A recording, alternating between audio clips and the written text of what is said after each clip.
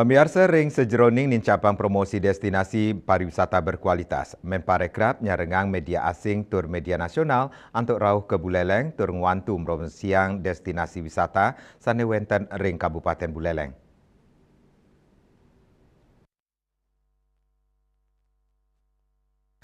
Kunjungan wisata Pantaraning Bali Selatan miwah Bali Utara sanenenten imbang dados silih tunggil pamidabdab Menteri Pariwisata dan Kreatif Sandiaga Uno sayan rajek meromosiang destinasi pariwisata ring Buleleng antuk nyarengang media asing tur media nasional ring sajoning laksanayang program punike.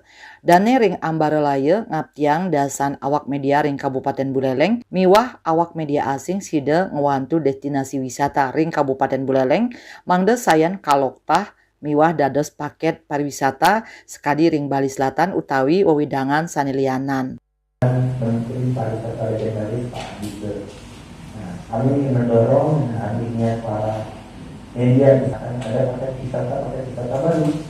Pemutaran ini kita ingin sandingkan dengan Bali Barat, Bali Utara, dengan Ijen Bromo dan juga Banyuwangi.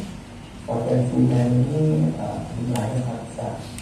Dari yang standing bisa mencapai angka hampir 2 miliar rupiah. Yang kedua, program pelatihan peningkatan pelayanan wisata Bali. Ini ada kapal cepat speedboat yang kita ingin juga semakin meningkat keselamatannya.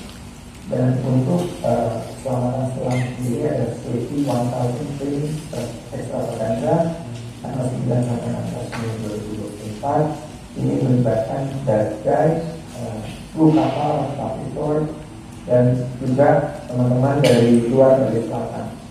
Ada Amet, Kadis Pariwisata Buleleng Gede Dodi Sukma Oktiva Askara Mausang parikrama inucap nyobiahang indik potensi daya tarik pariwisata Kabupaten Buleleng ngelintangin kanal-kanal informasi media lokal, nasional, turmaning internasional.